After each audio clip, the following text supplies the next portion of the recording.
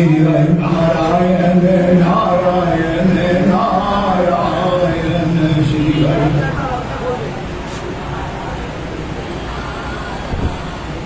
सत्य नारायण नारायण नारायण सत्य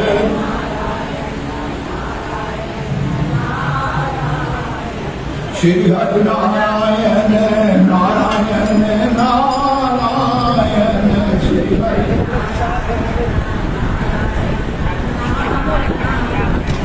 लक्ष्मी नारायण नारायण नारायण लक्ष्मी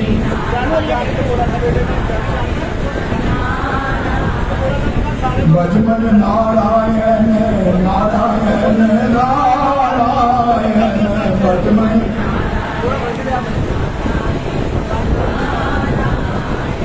श्री हरि नारायण नारायण नारायण श्री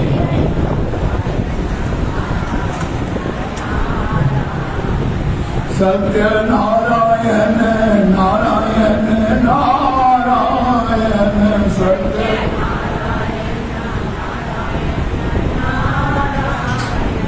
श्री हरि नारायण नारायण नारायण श्री हरि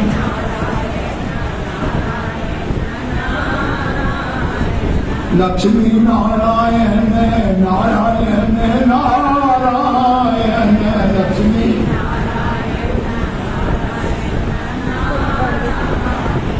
भजमन नारायण नारायण नारायण भजमन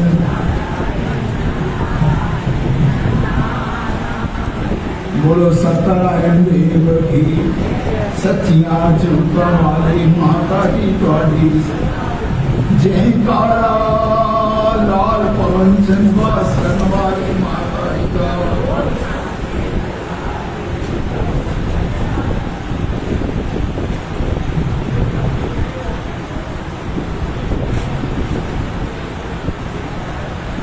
एक समय नैमिषारण्य तीर्थ में शौन का भी 88,000 ऋषियों ने श्री सूची से पूछा, हे प्रभु, इस कलयुग में वेद विद्या रहित मनुष्यों को प्रभु भक्ति किस प्रकार मिलेगी और उनका उद्धार कैसे होगा?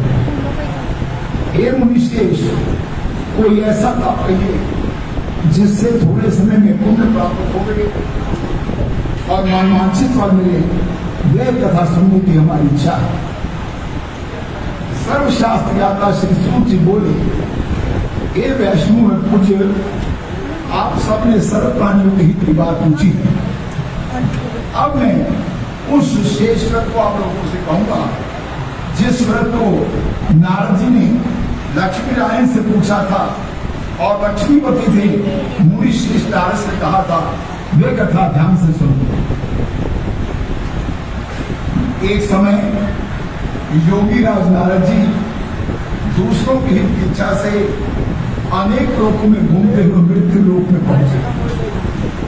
वहां अनेक योगी पर जन्मे हुए प्राय सभी मनुष्यों को अपने कर्मों के द्वारा अनेकों दुखों से पीड़ित देखकर विचार करने लगे कि किस यत्न के करने से निश्चय ही इनके दुखों का नाश हो सके। ऐसा मन में सोचकर विष्णु लोक हो गए। वहां श्वेत वर्ण और 4 भुजाओं वाले देवों के ईश नारायण को जिनके हाथों में शंख, चक्र, गदा और पद्म थे तथा वनमाला पहने हुए थे, देखकर स्तुति करने लगे। हे भगवान, आप अत्यंत शक्ति से संपन्न, मन तथा वाणी भी आपको नहीं पा सकते। आपका आदि, मध्य और अंत ही निर्गुण स्वरूप, सृष्टि के आदिभूत और भक्तों के दुखों को नष्ट करने वाले आपको मेरा नमस्कार। नारद जी से इस प्रकार की स्तुति सुनकर विष्णु भगवान बोले, हे मुनिश्रेष्ठ, आपके मन में क्या है? आपका यहां किस काम के आगमन हुआ है? निसंकोच कहो। तब नारद मुनि बोले, मृत्यु लोक में सब मनुष्य सुख अनेक योनियों में पैदा हुए हैं, अपने अपने कर्मों के द्वारा अनेक प्रकार के दुखों से दुखी हुए हैं। हे नाथ, मुझ पर दया तो बताइए कि मनुष्यों के सब थोड़े से प्रसन्न कैसे दूर हो सकते हैं। शिव भगवान बोले, हे नारद, मनुष्यों की भलाई की तो बहुत अच्छी बात पूछी है। जिस काम के करने से मनुष्य मोह से छूट जाता है, वे मैं कहता हूं, सुनो, बहुत पुण्यों को देने वाला स्वर्ग और मृत्यु लोग दोनों के व्रत है। आप मैं प्रेम वश होकर तेरे से कहता हूं, सत्य भगवान का ये व्रत अच्छी तरह विधि पूर्वक संपन्न करके मनुष्य तुरंत ही यहां से भोग कर मरने पक्ष मोक्ष को प्राप्त होता है। श्री भगवान के वचन सुन नारद मुनि बोले, उस व्रत का क्या फल, क्या विधान है और किससे ये व्रत करना चाहिए? हे भगवान, मुझसे विस्तार से कहो। भगवान बोले, दुख शोक आदि को दूर करने वाला ये व्रत सब स्थानों पर विजय करने वाला है। भक्ति और श्रद्धा के साथ किसी भी दिन मनुष्य सत्यनारायण की शाम के समय ब्राह्मणों और बंधुओं के साथ धर्मपरायण होकर पूजा करें। भक्ति भाव से नैवेद्य केले का फल, घी, दूध और गेहूं का चूर्ण सवाया। गेहूं के अभाव में साठी का चूर्ण, शक्कर और गुड़ और भक्ति भाव से भगवान को अर्पण करना।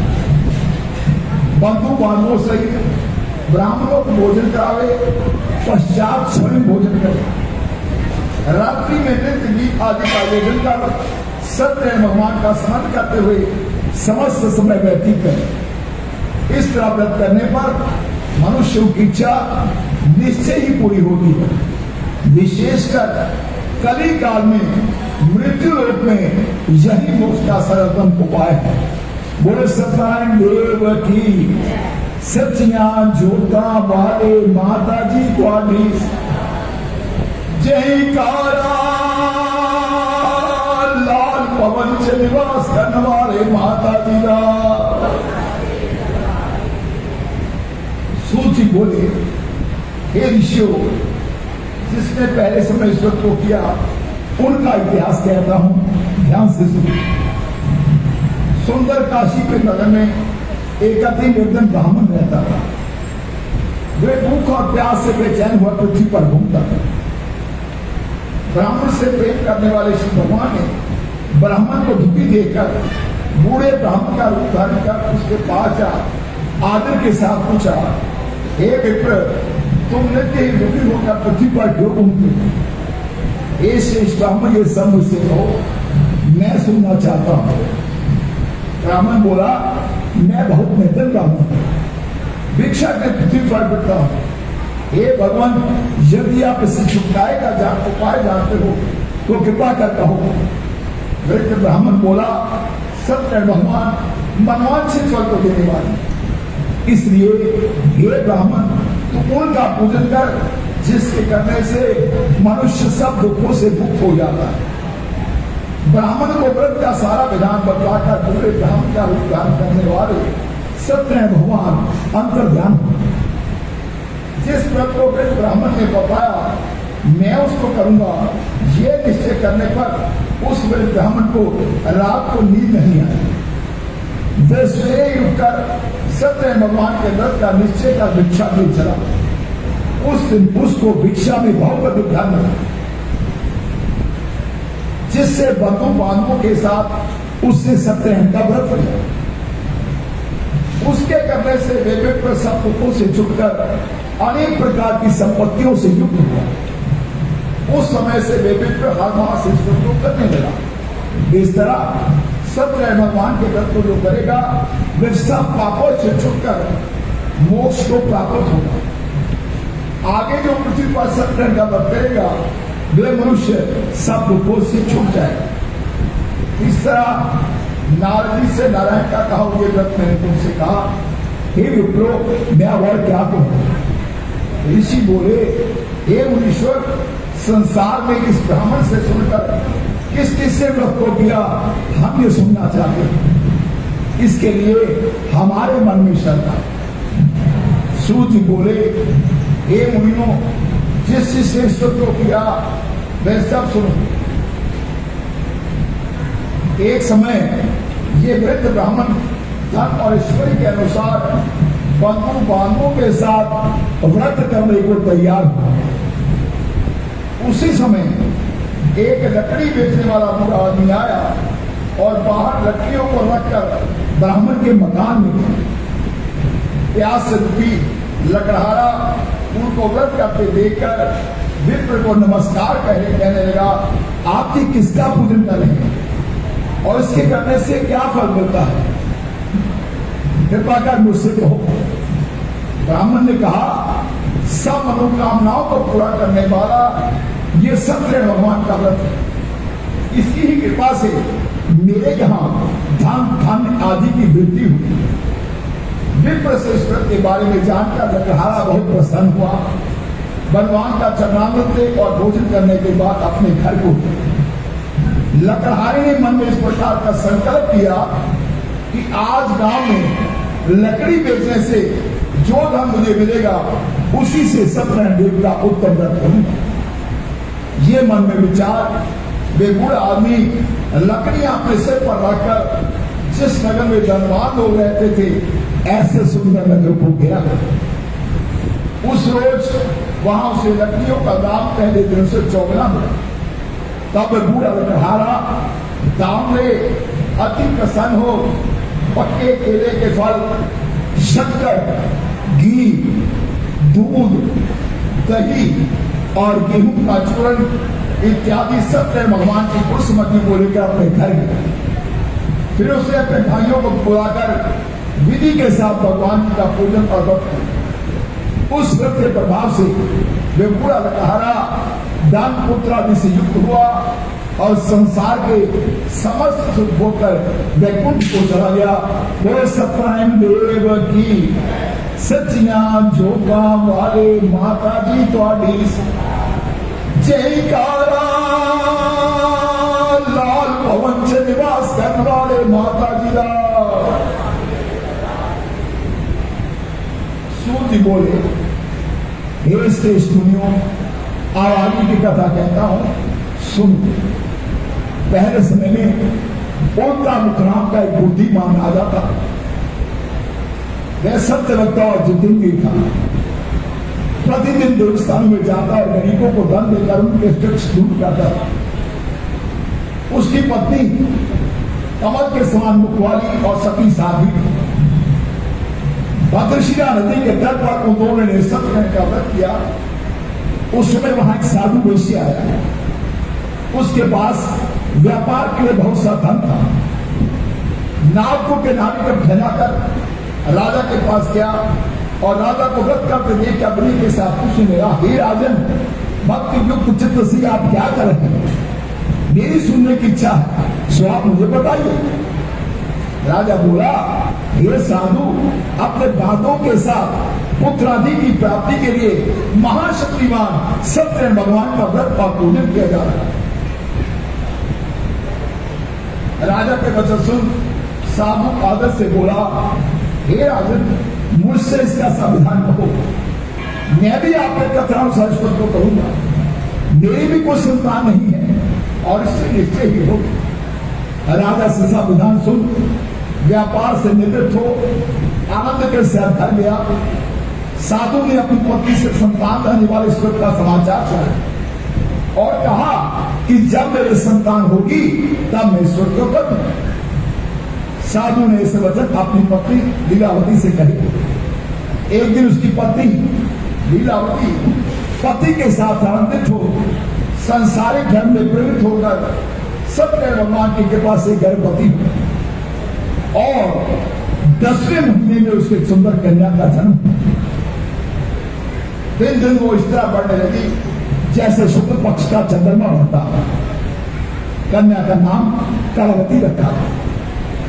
तब लीलावती ने मीठे शब्दों में अपने पति से कहा कि आपने जो संकल्प किया था कि भगवान का मैं करूंगा उसे करेंगे। साधु बोला, हे प्रिय, इसके विवाह पर इस प्रकार अपनी पत्नी को आश्वासन दे वह नगर को गया। तब अपनी पुत्री गहमी वृद्धि को प्राप्त हो गई। साधु ने जब नगर में सखियों के साथ अपनी पुत्री को देखा तो तुरंत ही दूध बुलाकर कहा कि पुत्री के वास्ते कोई सुयोग के बाद देख क्या भाव। साधु की आज्ञा पाकर दूध कंचन नगर पहुंचा और वहां बड़ी खोज और देखभाल करके लड़की के लिए सुयोग्य वही पुत्र को ले आया। उस सुयोग्य लड़के को देखकर साधु ने अपने बंधु बांधवों से प्रसन्न चित्त अपनी पुत्री का विवाह उसके साथ कर दिया। किंतु दुर्भाग्य से विवाह के समय में शत्रु बोलना भूल गया। तब श्री भगवान क्रोधित हो गए और शाप दिया कि तुम्हें दारुण दुख प्राप्त हो। अपने काम में कुशल साधु बढ़िया जमाता सहित नाव को लेकर व्यापार करने के लिए समुद्र के स्थित रतनपुर में गया और वहां दोनों ससुर जुआई चंद्रकेतु राजा के नगर पर पहुंचकर व्यापार करने। एक रोज भगवान सत्यनारायण की मां से प्रेरित कोई चोर राजा का धन चुराकर भागे जा रहा था, किंतु पीछे से राजा के दूतों को आता देखकर चोर ने घबराकर भागते भागते धन को वही चुपचाप रख दिया जहां ये दोनों ससुर जवाई रहते थे। जब दूतों ने उस साधु ऋषि के पास राजा के धन को रखा देखा तो ये दोनों को बांधकर प्रसन्नता से दौड़ते राजा के समीप जाकर बोले, ये दो चोर हम पकड़ कर लाए हैं, देख कर आज्ञा। तब राजा से आज्ञा से उनको कठिन कारावास में डाल दिया और उनका सारा धन छीन लिया। सत्यनारायण भगवान के शाप द्वारा अपनी पत्नी भी घर पर बहुत दुखी और घर में जो धन रखा था चोर चुरा कर ले गए। शारीरिक और मानसिक पीड़ा भूख प्यासे पति को खिदो अन्न की चिंता में कलावती ब्राह्मण के घर गए। वहां उसने सत्यनारायण का व्रत होते देखा, वहां उसने कथा सुनी और प्रसाद ग्रहण कर रात को घर आया। माता ने कलावती से कहा, हे पुत्री, तू कहां रही और तेरे मन में क्या है? कलावती बोली, हे माता, मैंने एक ब्राह्मण के घर सत्यनारायण भगवान का व्रत होते देखा। कन्या कहते सुन, लीलावती भगवान के पूजन की तैयारी करनी। लीलावती ने परिवार और बांधवों से सत्यनारायण का पूजन किया और ये वर मांगा कि मेरे पति और दामाद शीघ्र ही घर आ गए और प्रार्थना की हम सबका अपराध क्षमा।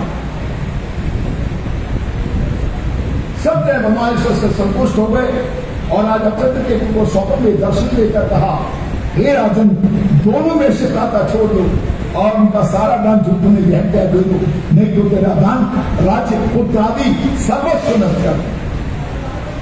राजा से ऐसे वचन कहने भगवान अंतर्ध्यान।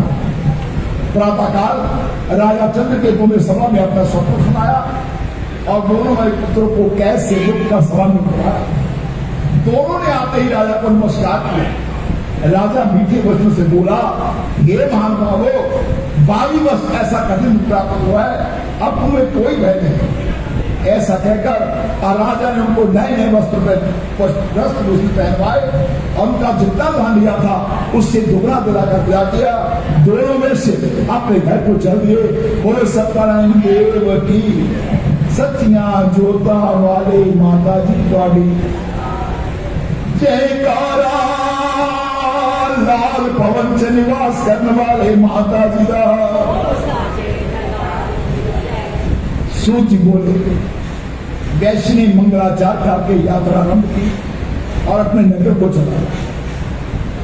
उनके थोड़ी दूर निकलने पर दंडी देशधारी सत्यनारायण भगवान से उससे पूछा, हे साधु, तेरी नाव के क्या बराबर?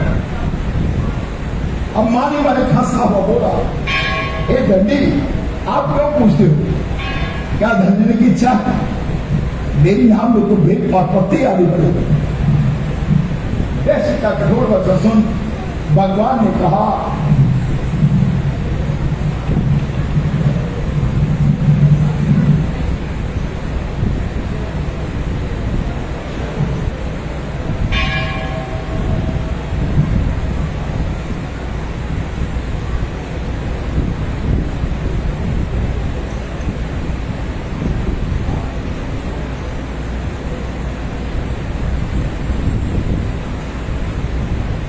तुम्हारा वचन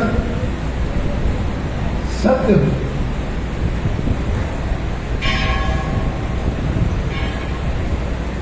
दंडी ऐसा कहकर वहां से दूर चले गए और कुछ दूर जाकर समुद्र के किनारे बैठ गए।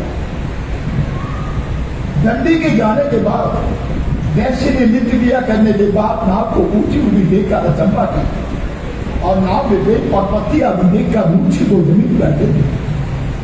फिर मूर्छा खुलने पर अत्यंत शोक करने लगा। तब उसका दामाद बोला, आप शोक न करें, ये दंडी का शाप है, अतः उनकी शरण में चलना चाहिए, तभी हमारी मनोकामना पूरी।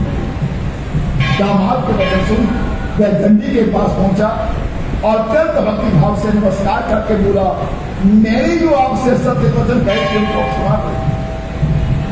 ऐसा कहकर महान शोकाकुल तब दंडी भगवान बोले, हे मणिपुत्र, मेरी आज्ञा से बार बार तुम्हें दुख प्राप्त हुआ, तू मेरी पूजा से विमुख हुआ है। साधु बोला, हे भगवान, आपकी माया से मोहित हुए ब्रह्मा आदि देवता भी आपके रूप को नहीं जानते, तब मैं ज्ञानी कैसे जान सकता हूं? आप प्रसन्न होइए, मैं समझ के अनुसार आपकी पूजा करूंगा, मेरी रक्षा करो और पहले के समान मौका में खाना। उससे भक्ति युक्त वचन सुनकर प्रसन्न होकर उसकी इच्छा अनुसार वर देकर अंदर ध्यान। तब उन्होंने नाव पर आकर देखा, नाव बल से पूर्ण है। फिर वह भगवान सत्यनारायण का पूजन कर साथियों सहित अपने नगर को चला। जब अपने नगर के निकट पहुंचा तब दूत को घर दिया। दूत ने साधु के घर जा उसकी स्त्री को नमस्कार करके कहा कि साधु अपने दामाद से इस नगर के समीप आ गए। लीलावती और कलावती उस समय भगवान का पूजन कर रही। ऐसा बता साधु की स्त्री ने बड़े हर्ष के साथ सत्यदेव का पूजन कर पुत्री से कहा, मैं अपने पति के दर्शन को जाती हूँ, तू कार्य पूर्ण करके शीघ्र। परंतु कलावती प्रसाद को छोड़कर पति के पास और प्रसाद की अवज्ञा के कारण सत्यदेव ने उसको उसके पति को नाव सहित पानी में डुबो दिया। कलावती अपने पति को ना देकर रोती हुई जमीन पर गिर गई। इस तरह नौका को डूबा हुआ और कन्या को रुकता हुआ देख साधु दुखित हो बोला, हे प्रभु, मुझसे या मेरे परिवार से जो हुई है उसे क्षमा कर। उसके दीन वचन सुनकर सत्यदेव प्रसन्न हो गए और आकाशवाणी हुई, हे साधु, तेरी कन्या मेरे प्रसाद को छोड़कर आई है, इसलिए उसका पति अदृश्य है। यदि वह घर जाकर प्रसाद खाकर लौटे तो उसे उसका पति अवश्य। ऐसी आकाशवाणी सुन कलावती ने घर पहुंचकर प्रसाद खाया और फिर आकर पति के दर्शन किए। तब पश्चात साधु ने बंधु बांधवों सहित सत्यदेव का विधि पूर्वक पूजन किया और इस लोक का सुख होकर अंत में स्वर्गलोक को गया। बोलो सत्यनारायण देव की सच्चियां जोता वाले माता जी वाली। सूची बोले, हे ऋषियों, मैं और भी कथा कहता हूं, सुन। प्रजापालन में नहीं, तुंगभद्र नाम का एक राजा था। उसने भी भगवान का प्रसाद त्याग बहुत दुख पाया। एक समय वन में जाकर वन्य पशुओं को मारकर बट के पेड़ के नीचे आया। वहां उसने ग्वालों को भक्ति भाव से बाणों से सत्य का पूजन करते देखा। राजा देखकर भी अभिमान पर स्नान आ गया और ना ही उसने नमस्कार किया। जब ग्वालों ने भगवान का प्रसाद उसके सामने रखा तो वे प्रसाद को त्याग कर अपनी सुंदर नगरी को चला गया। वहां उसने अपना सर्वस्व नष्ट पाया तो वह जान गया कि ये सब कुछ भगवान ने किया। तब वे विश्वास कर ग्वालों के समीप गया और विधि पूर्वक पूजन का प्रसाद खाया तो सत्यदेव की कृपा से जब सब जैसा था वैसा। और वीर का पक्ष होकर मरने पर स्वर्ग लोक हो गया। जो मनुष्य इस परम देवव्रत को करेगा, भगवान की कृपा से उसे धन धान्य की प्राप्ति, निर्धन धनी और बंदी बंधन से मुक्त होकर निर्भय हो जाता है। संतानहीनों को संतान प्राप्त होती है और सब लोग पूर्ण होकर अंत में वैकुंठ धाम को जाता है। जिन्होंने पहले श्लोक को दिया उनके दूसरे जन्म की कथा कहता हूं। वृद्ध शतानंद सुदामा ने, वृद्ध शतानंद ब्राह्मण ने सुदामा का जन्म कर मोक्ष को पाया। उनका मुखनाम का राजा दशरथ होकर वैकुंठ को प्राप्त हुआ। साबु नाम के वैश्य ने मोर ध्वज बनकर अपने पुत्र को आरे से जीतकर मोक्ष को प्राप्त किया। महाराज कुंभध्वज ने स्वयं भू होकर भगवान के भक्ति युक्त कर्म कर मोक्ष को प्राप्त किया। बोले सत्यनारायण देव की सचियां जोटा वाले माता जी द्वारी जयकारा लाल पवन च निवास करने वाले माता जी दा।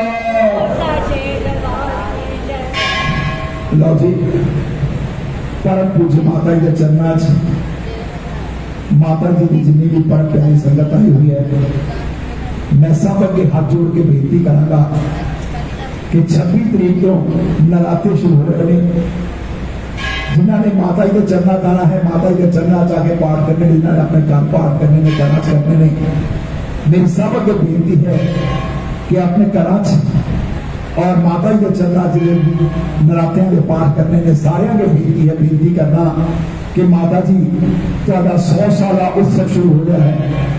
इन नरात्या तो आप माता जी के 100 साल उत्सव शुरू करने जा रहे हैं।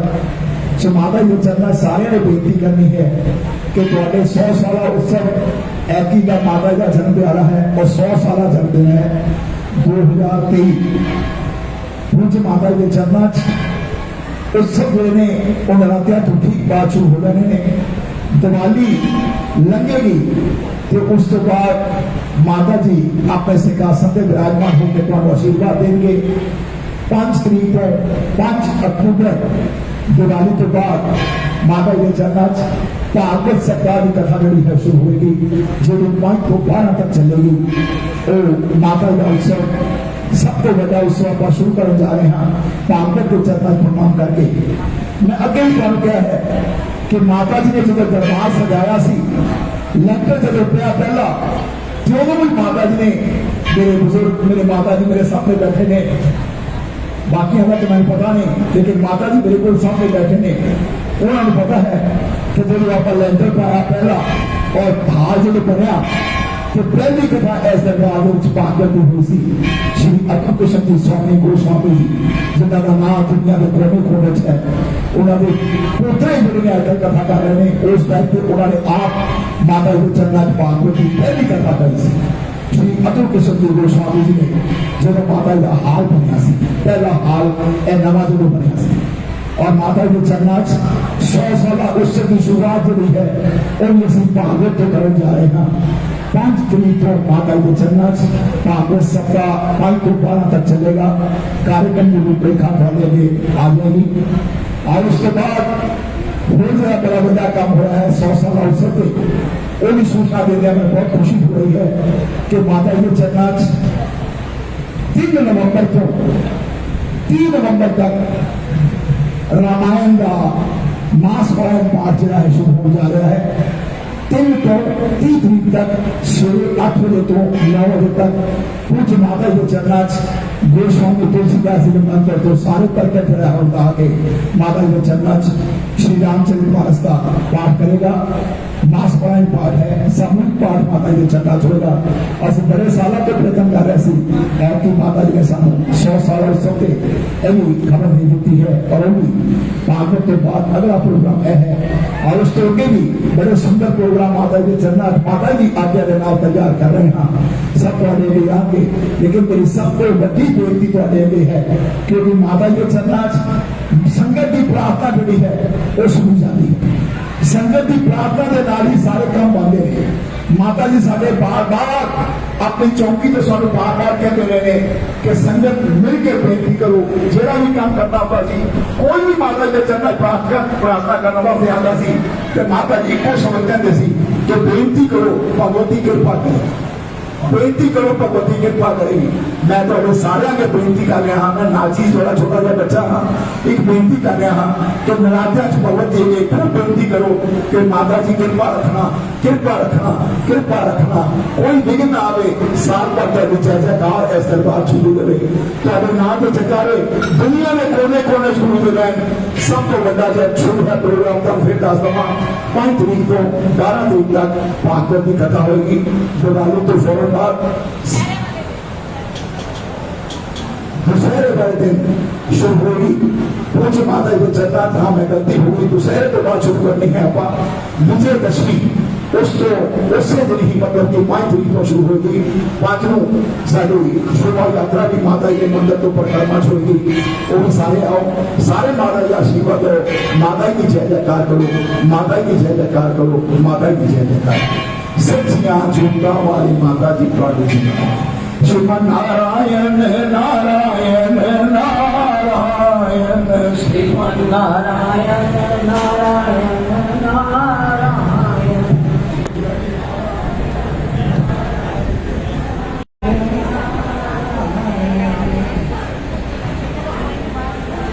लक्ष्मी नारायण नारायण नारायण लक्ष्मी नारायण नारायण श्रीमन नारायण नारायण नारायण श्रीमन नारायण सत्य नारायण नारायण नारायण सत्य नारायण भजन नारायण नारायण नारायण भजन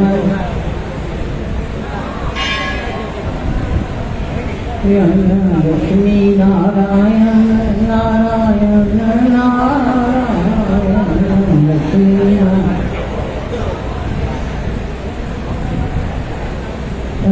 श्री हरि नारायण नारायण नारायण श्री हरि नारायण लक्ष्मी नारायण नारायण नारायण लक्ष्मी नारायण भगवान नारायण नारायण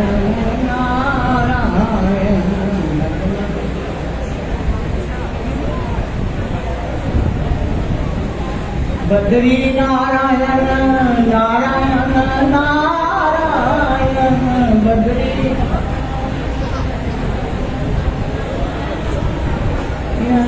श्री हरि नारायण नारायण नारायण श्री हरि नारायण भगवान नारायण नारायण नारायण भगवान नारायण श्री हरि नारायण नारायण नारायण श्री हरि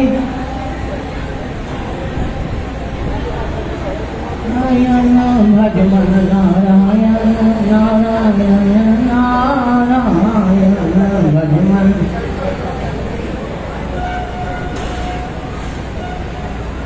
सत्य नारायण नारायण नारायण सत्य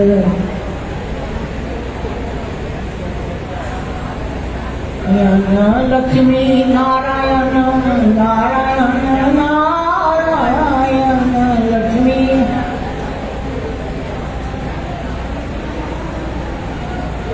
श्री हरि नारायण